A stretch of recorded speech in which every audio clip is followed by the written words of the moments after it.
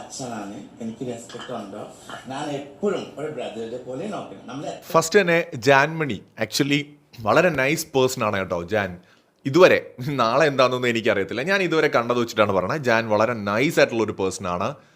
അവർ സത്യം പറഞ്ഞാൽ അവർ മനസ്സിലാക്കുന്നില്ല ഇത് ഈ ഒരു ഗെയിം അവർക്ക് നെഗറ്റീവായിട്ട് കളിച്ചുകൊണ്ടിരിക്കുകയാണ്. ഒരു പാവം തോന്നുന്നു കേട്ടോ.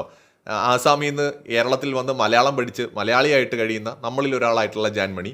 സോ ഇപ്പോൾ രതീഷുമായിട്ടുള്ള ഇഷ്യൂവിൽ ജാൻമണി ക്യാമറയെ നോക്കി പറയുന്നുണ്ട്, ബിഗ് ബോസ് ഞാൻ എല്ലാവരെയും എൻ്റെ ബ്രദേഴ്സായിട്ടും സിസ്റ്റേഴ്സായിട്ടുമാണ് കാണുന്നത്. ഇവിടെ ജസ്റ്റ് മോർണിംഗ് ഗുഡ് മോർണിംഗ് പറയുമ്പോൾ ജസ്റ്റ് ഒന്ന് ഹഗ് ചെയ്ത് പറയും, അല്ലെന്നുണ്ടെങ്കിൽ നമ്മൾ ജസ്റ്റ് തമാശകളൊക്കെ പറയുന്നുള്ളതല്ലാതെ ഒരിക്കലും വേറൊരു ഉദ്ദേശവും അതിനകത്തില്ല.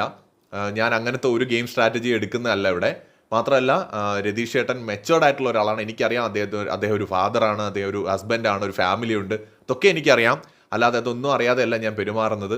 കഷ്ടം തോന്നി അത് വന്നിട്ട് ക്യാമറയെ നോക്കി ഇതൊക്കെ പറയുന്നുണ്ട്. അപ്പോൾ ആക്ച്വലി അവർ റോങ് ആയിട്ട് എന്തെങ്കിലും ചെയ്തെങ്കിൽ ഓക്കെ, നമുക്ക് മനസ്സിലാക്കാം. അവർ പർപ്പസ്ഫുള്ളി അങ്ങനെ മോശമായിട്ട് യാതൊരു രീതിയിലും പെരുമാറിയിട്ടില്ല. അവർ വളരെ നാച്ചുറലായിട്ട് വളരെ കാഷ്വലായിട്ട് എല്ലാവരുടെ അടുത്തും ഒരുപോലെ പെരുമാറുന്ന ഒരു സ്ത്രീയാണ്. എല്ലാവരുടെ അടുത്തും വളരെ സോഷ്യലായിട്ട് പെരുമാറുന്ന ഒരാളാണ്. അത്യാവശ്യം വിവരവും ബോധവും ലോകപരിചയമുള്ള ആൾക്കാരൊക്കെ അങ്ങനെയാണ്. ഇപ്പോൾ ഒരാളെ ഹഗ് ചെയ്താലോ അല്ലെങ്കിൽ നെറ്റിയിൽ ഒരു ഉമ്മ കൊടുത്താലൊന്നും തെറ്റല്ല. ഏറ്റവും ഇൻട്രസ്റ്റിംഗ് ആയിട്ടുള്ള ഒരു കാര്യം, വേൾഡ് ലീഡേഴ്സ് ഉണ്ടല്ലോ, ഇപ്പോൾ വെസ്റ്റേൺ രാജ്യങ്ങളുടെയൊക്കെ പ്രസിഡന്റുമാർ, പ്രൈം മിനിസ്റ്റേഴ്സ്, അവരൊക്കെ അവരുടെ ലെവലിലുള്ള മറ്റൊരു ലീഡറിനെ മീറ്റ് ചെയ്യുന്ന സമയത്ത് ആദ്യം ഹഗ് ചെയ്യും, പിന്നെ കവിളിൽ അങ്ങോട്ടും ഇങ്ങോട്ടും ഉമ്മ വയ്ക്കും. ഇതൊരു സ്റ്റാൻഡേർഡാണ്, ഒരു മാനേഴ്സ് ഒക്കെ ആയിട്ടാണ് അവരതിനെ കാണുന്നത്.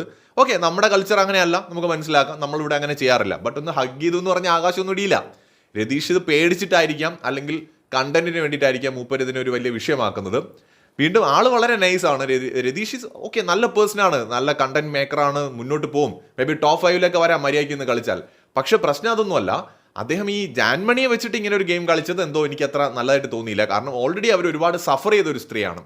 നമുക്കറിയാലോ, നമ്മൾ ട്രാൻസ് കാറ്റഗറിയിൽ പെടുന്ന ആൾക്കാർ എത്ര സ്ട്രഗിൾ ചെയ്തിട്ടാണ്, എത്ര സഫർ ചെയ്തിട്ടാണ് അവർ എങ്ങനെയെങ്കിലുമൊക്കെ ജീവിച്ച ഒരു ലെവലിലേക്ക് എത്തുന്നത് നമുക്കറിയാം. ഇപ്പോൾ സാധാരണ ഇവിടുത്തെ ആളുകൾക്ക് കിട്ടുന്ന പ്രിവിലേജ് ഒന്നും ആ പാവങ്ങൾക്ക് കിട്ടാറില്ല. അവരൊരുപാട് കഷ്ടപ്പെട്ടിട്ടാണ്, ഒരുപാട് മോശം അനുഭവങ്ങൾ ജീവിതത്തിൽ നേരിട്ട് അനുഭവിച്ചിട്ടാണ് സത്യം പറഞ്ഞാൽ ആ പാവങ്ങൾ എന്തെങ്കിലുമൊക്കെ ലെവലിലോട്ട് എത്തുന്നത്. ആ ഒരു കൺസിഡറേഷനാണ് ഞാൻ ഇവിടെ കൊടുക്കണമെന്ന് പറയുന്നത്. അല്ലാതെ അവരിപ്പോൾ തെറ്റ് ചെയ്താൽ, ഞാൻ ഇതുപോലെ തന്നെ ട്രാൻസ് കാറ്റഗറിയിൽ നിന്ന് വന്നിട്ടുള്ള അല്ലെങ്കിൽ LGBT കാറ്റഗറിയിൽ നിന്ന് വന്നിട്ടുള്ള കണ്ടസ്റ്റൻസിനെ അറഞ്ചം പുറഞ്ചം എടുത്ത് തേച്ചൊട്ടിച്ച് വീഡിയോ ചെയ്തിട്ട ആളാണ്. അത് അങ്ങനെയുള്ള കണ്ടസ്റ്റൻസ് ആണ്. അത് ഏത് കാറ്റഗറിയിൽ പെട്ടവരാണെങ്കിലും നന്നായിട്ട് കളിച്ചാൽ നല്ലതെന്ന് പറയും, മോശമാണെങ്കിൽ നമ്മൾ മോശം എന്ന് പറയും. ഇവിടെ ജാൻമണിയുടെ കേസിൽ ഇതുവരെ അവർ റോങ് ആയിട്ടൊന്നും ചെയ്തിട്ടില്ല. വളരെ നൈസായിട്ടുള്ള ഒരു പേഴ്സണാണ്. ഇന്നലെ അവരെ എല്ലാവരും കൂടെ പ്രൊവോക്ക് ചെയ്തിട്ട് അവരെ കൊണ്ട് ഓരോന്ന് പറയിപ്പിച്ച് ചെയ്യിപ്പിച്ചതൊക്കെയാണ്.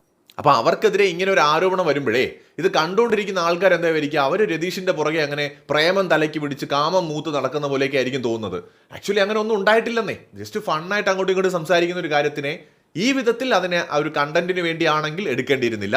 ഇനി രതീഷിന്റെ ടെൻഷൻ കൊണ്ട് പുള്ളിക്ക് തോന്നിയതാണെങ്കിൽ തന്നെ അതിങ്ങനെ കരഞ്ഞ് വിളിച്ചൊന്നും ഉണ്ടാക്കേണ്ട കാര്യമൊന്നുമില്ല. നമ്മൾ ഇവിടെ അങ്ങനെ ആവില്ല, ഞാൻ നിന്നെ എൻ്റെ സിസ്റ്ററെ പോലെയാണ് കാണുന്നത്, നീയും അങ്ങനെ ആയിരിക്കണം എന്ന് പറഞ്ഞാൽ തീരാവുന്ന ഒരു കാര്യത്തിനെ അതിങ്ങനെ ഒരു ഓപ്പർച്യൂണിറ്റി ആയിട്ട് എടുത്തത് എനിക്ക് എന്തോ അത്ര നല്ലതായിട്ട് തോന്നിയില്ല. പ്രത്യേകിച്ച് ഇപ്പോൾ വേറെ ആരെയും പോലെയല്ല ജാൻമണി, അവരൊക്കെ ലൈഫിൽ ഒത്തിരി സ്ട്രഗിൾ ചെയ്തവരാണ്. നമ്മൾ അവരുടെയൊക്കെ ഒരു ജേർണി മനസ്സിലാക്കാതെ നമ്മൾ ഒരിക്കലും ഇത്തരം വിഷയങ്ങളെ കാണരുത്. രതീഷിനെ പോലെയുള്ളവരും ശ്രദ്ധിക്കേണ്ട ഒരു കാര്യം, ട്രാൻസ് കമ്മ്യൂണിറ്റിയിൽ നിന്ന് ഒരു സ്ത്രീയോ അല്ലെങ്കിൽ LGBT നിന്ന് ഒരാളോ വന്നു കഴിഞ്ഞാൽ ആക്ച്വലി അവർ നല്ല പ്ലേയേഴ്സ് ആണെങ്കിൽ അവർക്കൊരു കുറച്ച് കൺസിഡറേഷൻ കൊടുക്കാം. ഇപ്പോൾ ഭയങ്കരമായിട്ട് പ്രൊവോക്കിംഗ് ഗെയിം കളിക്കുന്ന ആളാണെങ്കിൽ ആ രീതിയിൽ അവരെ വിമർശിച്ചോ, കുഴപ്പമൊന്നുമില്ല. അല്ലാതെ അവരെന്നെ ഹഗ് ചെയ്യാൻ വന്നു, അല്ലെന്നുണ്ടെങ്കിൽ അവരെന്നോട് ഐ ലവ് യു പറഞ്ഞു എന്നൊക്കെ പറഞ്ഞ് അതൊരു സീനാക്കുന്ന സമയത്ത് തീർച്ചയായിട്ടും അത് അവർക്ക് വളരെ നെഗറ്റീവ് ആവും. ഇതിനിപ്പോൾ ഒരു മെയിൽ കണ്ടസ്റ്റന്റിനെതിരെ അവിടെ ആരെങ്കിലും ഉന്നയിച്ചാലും ഞാനിത് തന്നെ പറയുള്ളൂ. എൻ്റെ ഒപ്പീനിയൻ അങ്ങനെയാണ്. കഴിഞ്ഞ സീസണുകളിലുമൊക്കെ അങ്ങനെയായിരുന്നു. ഈ വുമൺ ഗാർഡ് ഇറക്കുക, അതുപോലെ നമ്മുടെ രതീഷ് ഒരു മെൻ ഗാർഡ് ഇറക്കിയതാണോ എന്ന് എനിക്ക് അറിയില്ല. പ്രത്യേകിച്ചും ഇവരോട് അത് വേണ്ടിയിരുന്നില്ല. കാരണം ഞാൻ ഫസ്റ്റ് ഡേ തൊട്ട് അല്ലെങ്കിൽ ഫസ്റ്റ് എപ്പിസോഡ് തൊട്ട് ഫുള്ളിരുന്ന് കാണുന്നതാണ്. ഫസ്റ്റ് ഡേ ഇദ്ദേഹം നന്നായിട്ട് ഈ ജാൻമണിയെ വെച്ചിട്ട് ഗെയിം കളിച്ചു. ആള് പുറകെ നടന്ന് ഇറിറ്റേറ്റ് ചെയ്തും കണ്ടന്റ് ഉണ്ടാക്കിയും തമാശ അടിച്ചും അങ്ങനെയൊക്കെ ചെയ്തിട്ട് മൂന്നിൻ്റെ അന്ന് ഇങ്ങനെ ഒരു സാധനം എടുത്തിടുന്നത് അത്ര ശരിയായിട്ട് എനിക്ക് തോന്നിയില്ല. മേ ബി എന്നോട് വിയോജിക്കുന്നവരായിരിക്കാം കുറേ പ്രേക്ഷകർ. തീർച്ചയായിട്ടും നിങ്ങൾക്ക് വിയോജിക്കാം, നിങ്ങളുടെ അഭിപ്രായങ്ങളും എഴുതാം. പക്ഷേ എനിക്കതെന്തോ കണ്ടപ്പോൾ അത്ര ഫെയർ ആയിട്ട് തോന്നിയില്ല. അപ്പോൾ ആ ക്യാമറയെ നോക്കിയിട്ട് വന്ന് പറയേണ്ട ഒരു ഗതികേട് കണ്ടപ്പോൾ എനിക്ക് ഭയങ്കരമായിട്ട് അത് നല്ലതായിട്ട് തോന്നിയില്ല. സോ നിങ്ങളുടെ വിലയേറിയ അഭിപ്രായങ്ങൾ എഴുതും.